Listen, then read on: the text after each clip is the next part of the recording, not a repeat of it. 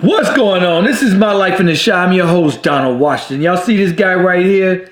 This is Demetrius Peels. Now, this story is coming out of Detroit. I want to do this story because I cannot count how many times I tell women, stop trusting other men around your children. Me and one of my coworkers, her name is Gina, by the way. Me and her have this debate, and she swears that another man is going to come in and take care of a child just like the real father. And I'm telling her, absolutely not. We do not care for your child, especially in the beginning. Maybe after a while. However, in the beginning, you cannot even bring him around your child. This is the story. I bring story after story after story. How piece of shit ass men bring guns into the house and the kid kills himself. This is like the 5th story I'm doing on just that particular story, just that particular incident. Now, and this is why I'm so much against welfare. And you ask me, why am I against welfare? Welfare creates environments like this. Now it's no longer about a good man. It's about good penis. Here it is. The girl in this story, she's going to have a 3-year-old and a 1-year-old. Guess what she doesn't have? Fathers for neither one of them. And she's going to be dating this 22-year-old. And look at him. You look like a straight killer. But welfare creates this environment. How does it create this environment? No longer do you have to date a good guy. Because you can sleep with a deadbeat with no crib, no car, no career, in and out of jail. And welfare is just going to pay you. You get a free crib, free link, free taxes, free childcare, medical, dental, free cell phone, free everything. And you don't, and it's no longer about a good man. I ask people from other countries, excuse me, what do y'all do without welfare? What do y'all do without child support? They laugh because they think that question is bananas. However, they tell me, look, I can't go out there and just sleep with anybody. The person I sleep with gotta have a ring. Because if he run off, I'm screwed without welfare. Welfare is rewarding horrible behavior. And if you make that horrible mistake again and again, they reward you more and more. That's why we're seeing piece of shit ass stories like this. From a man's perspective, understand this. I got partners who never had a job. No crib, no car, no career, living on the streets. And I shit you not, they have 50 or 60 different women. 10 different kids, and they still having kids. No means to take care of them. Don't even want to take care of them. Don't even know where half their kids are at. And you're like, how? Meanwhile, in the school systems, 80% of the men are single. How is that? I want you to go visit. If you don't believe me, go visit somebody in jail.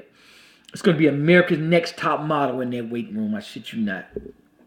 I'm going to bring y'all this story out of Detroit. Check it out. And 22-year-old Demetrius Peels. Police say he is a person of interest in the shooting death of a 3-year-old boy.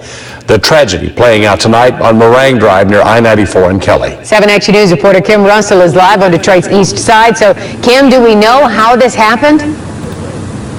Well, police, they're getting very conflicting stories. The stories do not match the evidence they see here at the scene at an apartment on Meringue. So that's why they want to talk to that person of interest. He was there. They believe he knows what happened.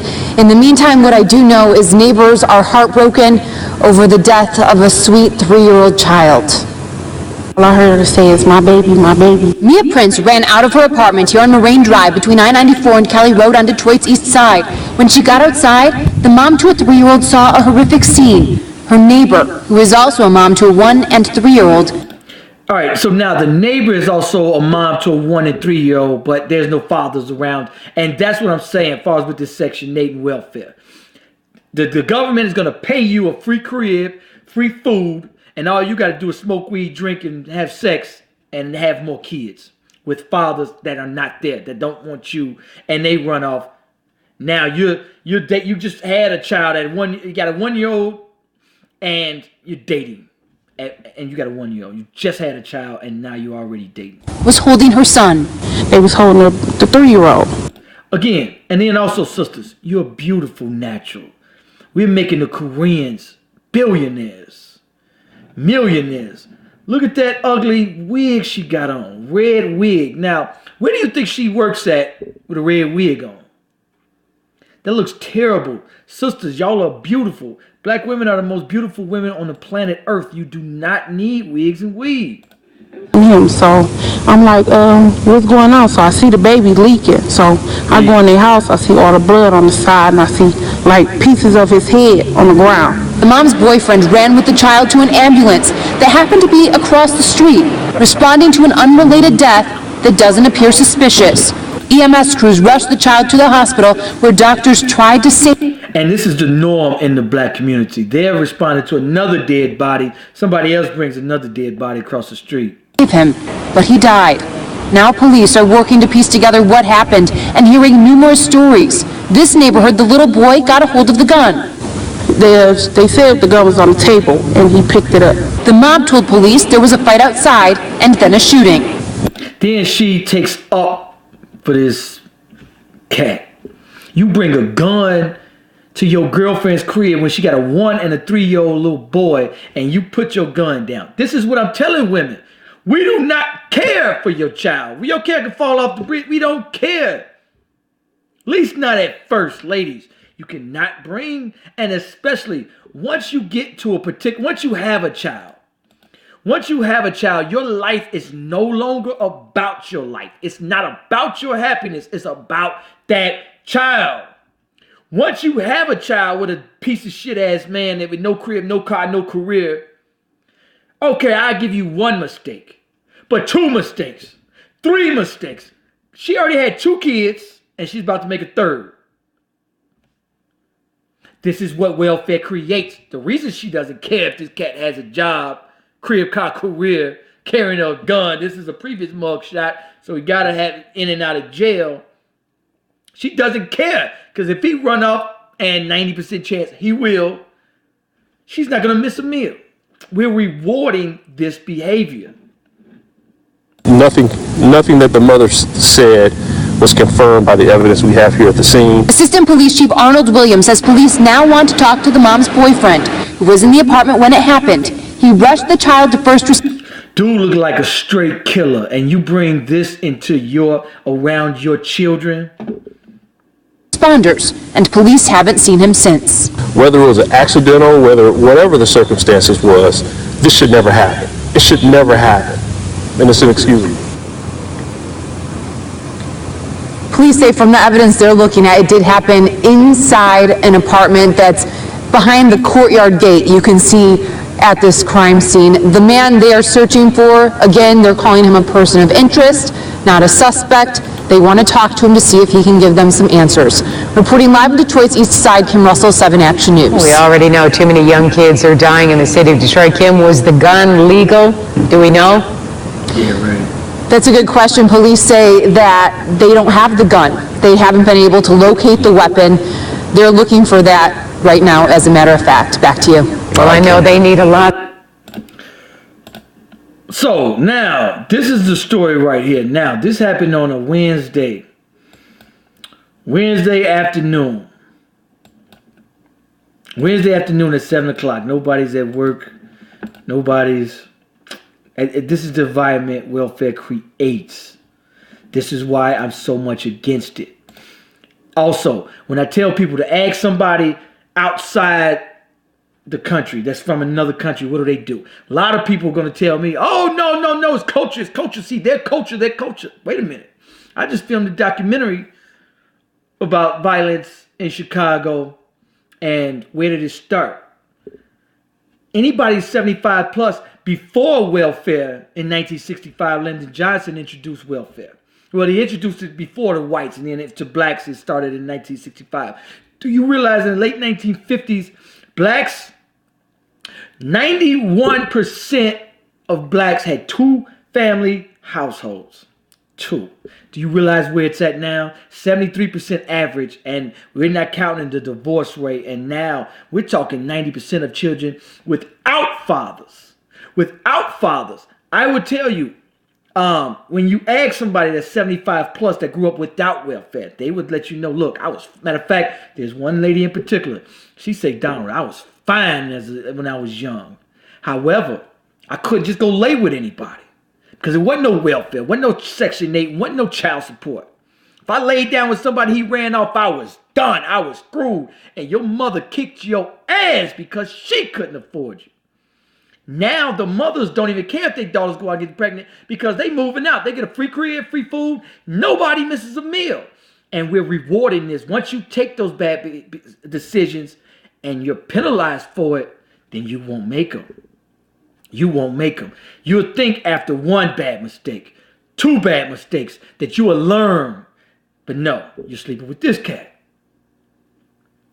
This is the environment welfare creates. That's why I'm so much against it. This is the single reason. As an IT specialist, first thing I ask is, how long has this problem been going on? And if we trace back, how long have black people been in the shape it's in? How long have we been killing each other? It dates back to 1965. Before 1965, it was less than 200 people in Chicago, and lower average around the United States of us killing each other.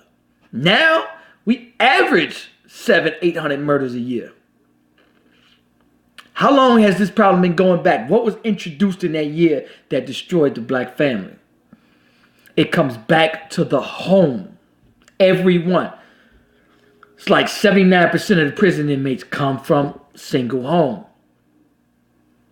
70-something% of the high school dropouts, if not more. 50 to 100 times more likely to be addicted to drugs, are gang members, drug dealers.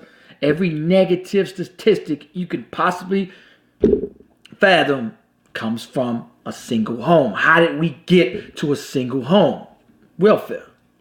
Because without welfare, I shit you not, there's 2, 3, 4, 5 different deadbeat dads, and by different men, it would not go on. Maybe one mistake, but after one, it's normal to have 2, 3, 4 deadbeat baby daddies.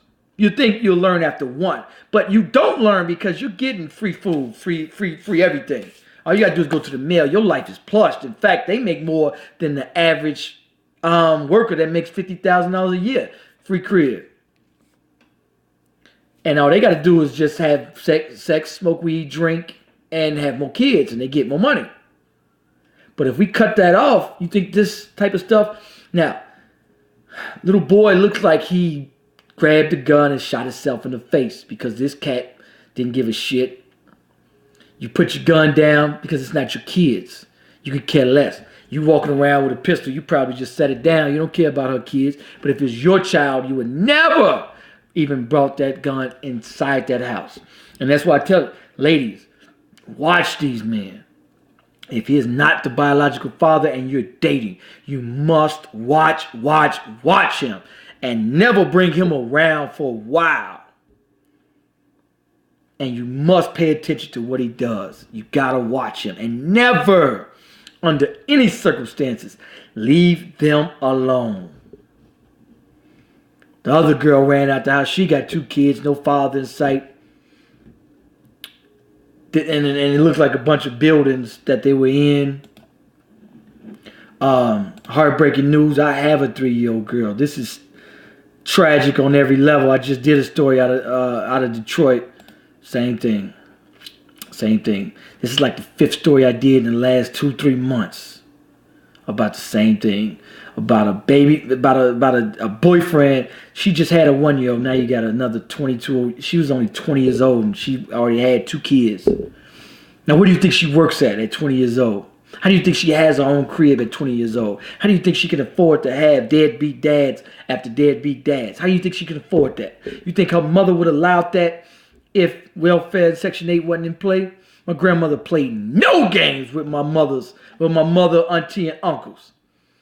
No games. My mother wasn't allowed to do nothing. It wasn't no welfare. Your ass stayed in the crib. They monitored where you went, who you talking to, who you dating. Because if you come home pregnant, that's your ass. It's not like that anymore. Because for what? Why would you care? You just gonna go to welfare? And I talk to my aunts, and my mother all the time about the same situation. They grew up in Mississippi in a 1-bedroom shack. Wasn't no going out there sleeping with him, and him. Wasn't none of that. You couldn't afford it. welfare, then my grandmother would have had to take care of those kids. And no, fuck no, she didn't play no games. And my grandfather would have had to take care of those kids. And he was playing absolute no games. This is the biggest problem in the black community. Our homes, the lack thereof fathers. Anyway, I want y'all to like, comment, let me know what you think about this video. Peace, I'm out.